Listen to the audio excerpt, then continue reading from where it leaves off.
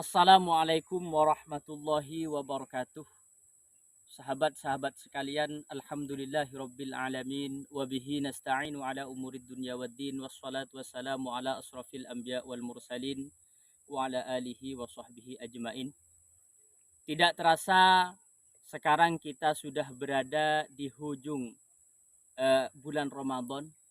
Semoga kita masih diberikan umur panjang oleh Allah Subhanahu wa taala sehingga kita bisa mendapati yang namanya Idul Fitri. Amin ya rabbal alamin. Sahabat-sahabat sekalian, pernah kami ceritakan sebuah cerita bahwa Nabi besar Muhammad sallallahu alaihi wasallam ketika berkhutbah, beliau mengucapkan lafaz amin sebanyak 3 kali.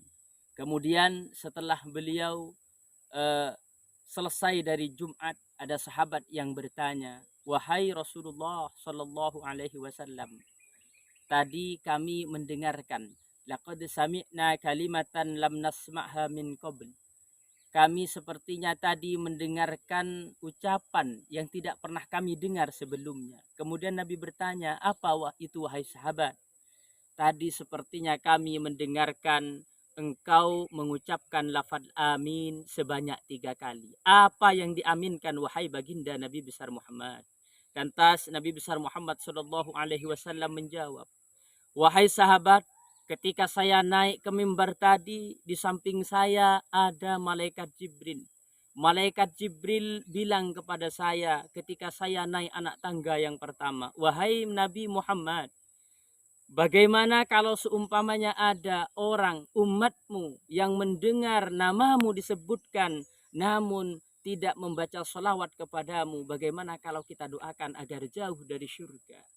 Lantas Nabi besar Muhammad merespon apa yang diucapkan malaikat Jibril dengan kata-kata amin. Naik ke anak tangga yang kedua, malaikat Jibril masih berada di samping baginda Nabi besar Muhammad. Lalu malaikat Jibril berkata, 'Wahai Nabi besar Muhammad, jika ada seorang anak yang menututi masa hidup kedua orang tuanya, namun dia durhaka kepada orang tuanya, tidak mau berbakti kepada orang tuanya, bagaimana kalau kita doakan agar orang ini dijauhkan dari surganya Allah?' Lalu kemudian Nabi besar Muhammad merespon dengan jawaban amin. Lalu yang ketiga, yang terakhir, ketika Nabi besar Muhammad naik mimbar yang terakhir, kemudian malaikat Jibril masih berada di samping beliau. Beliau berujar, 'Wahai Muhammad, kalau ada dari umatmu yang kemudian umatmu itu bertemu dengan bulan Ramadan, namun setelah dikoreksi, setelah dilihat dosanya setelah dia melalui Ramadan masih tetap tidak diampuni oleh Allah Subhanahu wa taala, maka mari kita doakan semoga orang itu tidak mencium baunya surga.' Lalu apa yang bisa kita ambil dari cerita ini wahai sahabat-sahabat yang dimuliakan oleh Allah Subhanahu wa taala? Tinggal beberapa hari lagi puasa atau bulan Ramadan akan meninggalkan kita. Maka mari kita koreksi diri kita. Apakah kita sudah termasuk orang yang diidam-idamkan oleh baginda Nabi besar Muhammad? Orang yang ketika melewati bulan Ramadan, orang yang diampuni dosanya. Ayo, masih ada waktu, masih ada kesempatan, tinggal beberapa hari lagi.